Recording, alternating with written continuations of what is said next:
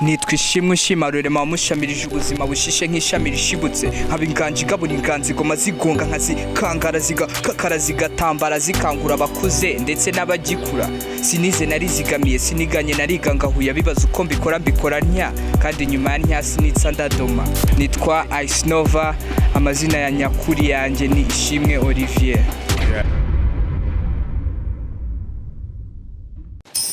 Ice Nova Yo!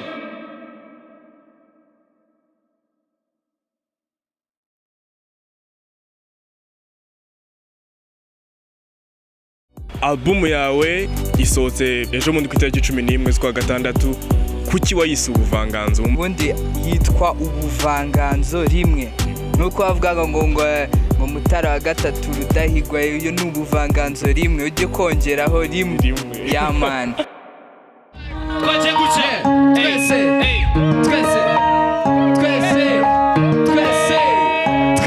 nabinyuma twese yo ndabona utsanga ni urabubwire byo gukabita bayibyo ndepese twagarutse ndabona utsanga ni mana mfasha ubufasha ngiye ku mwaka bumenye ukuri twagarutse.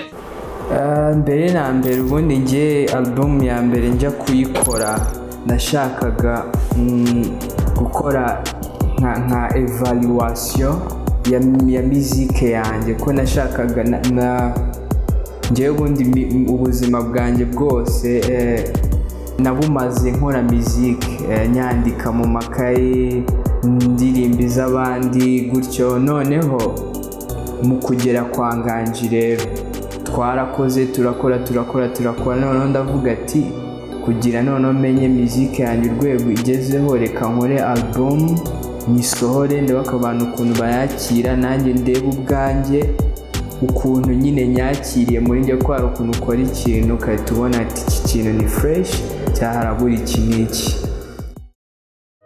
Fight a little longer, Rastaman. One step in the light, Mina. Fight a little longer, Rastaman. One step in the life, girl a gunshot. Me burn me a gunshot. Me burn I ain't tryna take it personal, I'm just making inspirational, you know. nkaba ndi mushiki wa Ice Nova. mu rugo rwitwa Ice Nova? Oya, ni amazina asanzwe Olivier. Ni ibintu bigoranye cyane ku babyeyi ariko cyane ko kuba kwizana hip hop akenshi ababyeyi bumva ko batangiye kubikirara agiye kujya mu biyobyabwenge ariko akenshi siko biba biri. Twe abavandimwe twe twarabyishimiye cyane twumva ko niba ari impano ye akaba ayiyumvamo kandi afite n'ubushake nta kabuza turamwakoraje tukamuha kuraje. Nganji namuhujwe n'umuhomboy wanjye witwa Yankim twari twarahuriye muri competition imwe nyine y'ibyo bya music ntibyakunda ko iyo competition nyine igira ikintu imarira gusa Yankim twahuriyemo nyuma tuza guhurira kuri social media arambwira man uzaze nkwereka ahantu ufite umujyi wanjye ufite studio akunda abantu bafite talent waza mugakora niko nisanze kwa Nganji akunda talent yanjye man dutangira gukora gutyo ya Ice Nova kugira ngo tumenyane. Ndabyibuka twahuriye za Kicukiro hari campaign y'abanyakenya yari hari soza kumubaza ati sura cyakora music arambwira ati wapi narabaye nsa nk'uparitse byarangoye kwishyura stu n'iki ni ibibazo. Ndabubwira ati sura cyabikunze arambwira ati byatari ndabicyabikunze sana. So nza gutekereza ko icyo gihe nari ndi kwa Nganji twirirwana Nganji ndamuganiriza ndamubwira hari umu artist zi ushobora kuba uri powerful sinzi ko twamupfusha ubusa twamuzana ambwira ati narebe wose amuzana Ice Nova ndamuzana Stu muri Green Ferry amubwira ati mwereka Nganji aramwishimira. Nova duhura bwa mbere ndakeka ni 2016 ubwo twahuraga bwa mbere namuhujwe n'inshuti yiwe bitaga Yankim duhura rero bwa mbere yahoraga ambwira ati mfite abahungu banjye babizi. Bwa mbere yari yangejejeho Martin ndavuga ati ni sawa, azana bwa kabiri azana Ice Nova mugejeje muri studio arambwira ati dore wa mutipe nakubwiraga hari amashanwa bari barakoze we na Yankim bita Champ wa Mike. Ndakeka Nova yari yabaye wa kabiri muri Champ wa Mike. Akibimbwira rero ntabwo nigeze ngera ikibazo cyo kuvuga ngo ntabwo abizi cyangwa uyu musani ese mvuga ati reka mutrayinge kuri record ya mbere. Yarakiza muri studio dusanze turi muri vibe tudukora indirimbo na Bushari. Iyo ndirimbo ari bizunga tumaze gukora ari bizunga mvuga ati man urarenze ejo uzagaruke dukora kandi kagoma.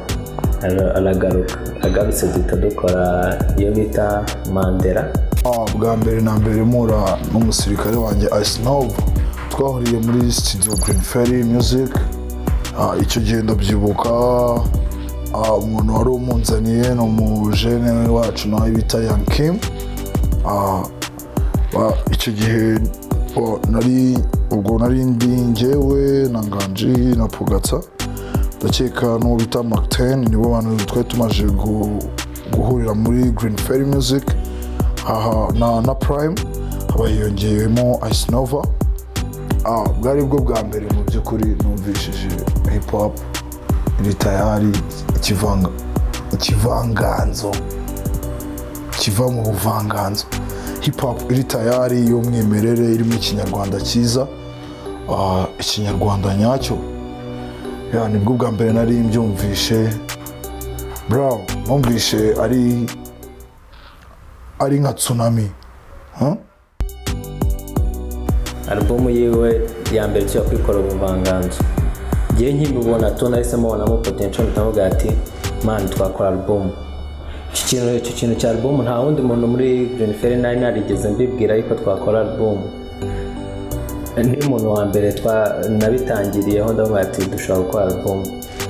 Rero muri icyo cyumweru nduba twahise dukora nk'indirimbo zijya muri enye tuvuga ngo zaya kuri iyo project.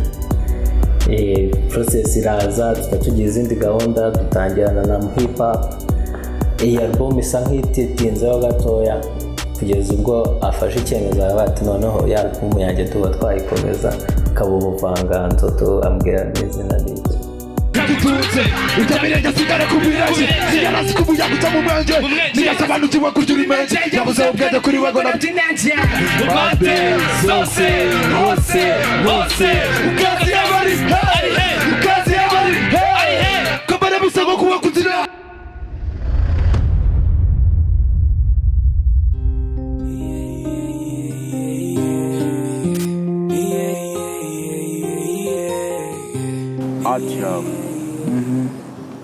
art yawe kubera iki dedication dedicating ubuzima bwawe kuri art no kubera iki? Njye mbona ni ibintu byikora tu nkeka ko ari kwa kundi Imana ikurema ikavuga ati uzaba iki, ko hari nk'iyo mbyibutse nyine nanjye nibaza icyo kibazo nita nibuka hari umu auntie wanjye yigeze kuza home sanga nasaze kwa kundi wasaze kuri music ahita nera nyine story ukuntu ngo nyiri umupeti najyaga kuri radio haca indirimbo nkaziririmba nyine kwa kundi ufite nk'imyaka 3 amagambo amwe ntazi kuyavuga ariko nyine kumva melody turajyana. Ubwo nyine yaneza story mpita mvuga oh man bino bintu kabisa bihera kera. Rero no gukura nakuze ngiye nibona nkunda music njya mu bitaramo bya music nyiri umupeti ndabyuka yigeze nka show ya mbere yagiye mu ya Riderman nko mu wa mbere secondaire na ninjoro byahata wa mbere ku isi indirimbo zose nzizi nta ninjoro byatari vie turaserera 4 nyine ubwo bikagenda bikura njye noneho maze kubibona ko nyine nanjye ari ibintu nkunda nahise mvuga mani kanjye noneho bino bintu bikore n'umutima wanjye wose niho nyine natangiye pole pole ntabwo uba uzi inzira aho zigana ariko ugakora man nisanga nyine nkora nyine music tu ari nacyo gituma ngiye mvuga ati ikintu wumva mu mutima wa kikurimo ukabona nawe uragishoboye man kigema 100% tu nta kwirimita.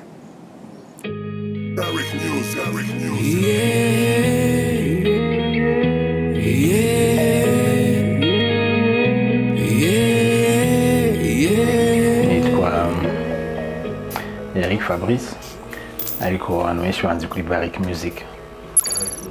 Barrick Music ubu ngubu tuba tubikora indirimbo ni indirimbo ya kane kuri iyo namukoreye kuri album ye. Ubundi yari yarangije 3 nuko nabonye nakunze en fait nuza style ye natano ye kurya indirimbo nayimuhemo cadeau en fait donc niyo ndirimbo ya mari gukora en fait album donc navuga ko afite style tameze nk'izabandi kandi nkunda artiste ameze gutyo en fait donc navuga ni experience navuga na nova ya bo akenshi yaje hano muri studio njya akenshi usanga hari amabiti nakoze menshi donc umu-artiste akenshi surtout ari hip hop araza agahitamo beat dushobora gukora beat nshyashya ariko mba afite beat nyinshi ku buryo ntabwo nzi ko wapfa kubura beat wafata rero icyo nabonye kuri Ice Nova ni uko amabiti menshi afata amabiti menshi abandi baraperi badafata afata amabiti ari différent ukundi et donc amabiti yose yakuze kwa rane ni amabiti numvaga en fait nshaka kuzashyira kuri Bistar kubera ko mfite count kuri Muza ya Bistar et donc ariko nyine imbere yo ku nyine yaje avant ahita zihitamo nyine mvuga ngo bon ok nta kibazo rero navuga ko umwihariko we nicyo ngicyo ni shwa beat ze ariko n'ukuntu anapoza gutandukanye n'uko abantu bashobora gutekereza kupoza iki nabonye kandi nabonye afite na skills zo kuririmba isufye gupushinga gatoya akongera akarimba bya ariko kumuraperi njyarimba bya just trying to figure it out running and falling and getting up don't stop me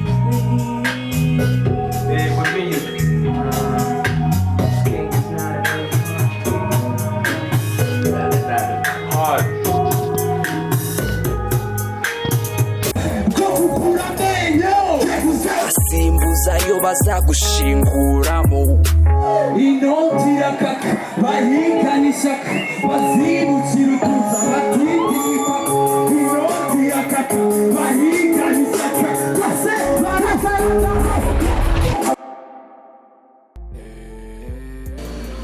Ice Nova is a very unique artist. So the first thing I remember about Ice Nova is that when we first met, you know, at the studio here at Green Ferry, we worked on a couple of songs. We were together in the studio, just like other artists, getting to know each other, working on music.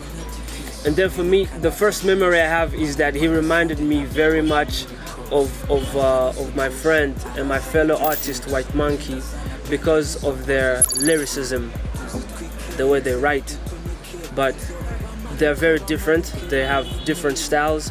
But he reminded me of him because of how listening to him, he makes me want to follow, keep following, keep on listening to what he's saying. He's very reserved, very calm. He doesn't talk a lot. He goes crazy in the booth or on stage.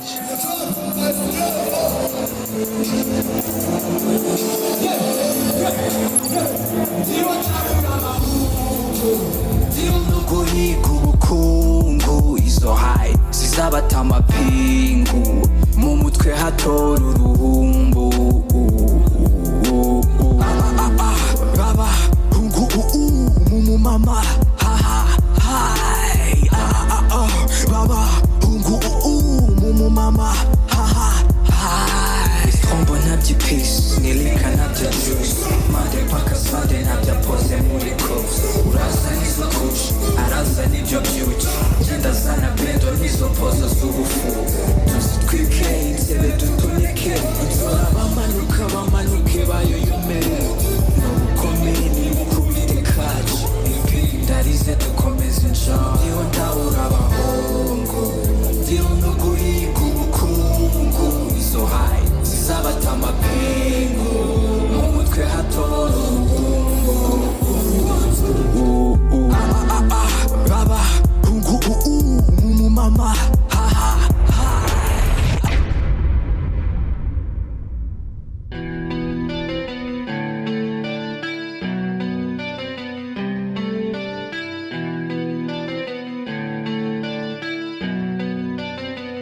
Eric News.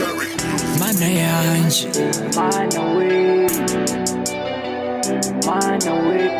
Mana yanje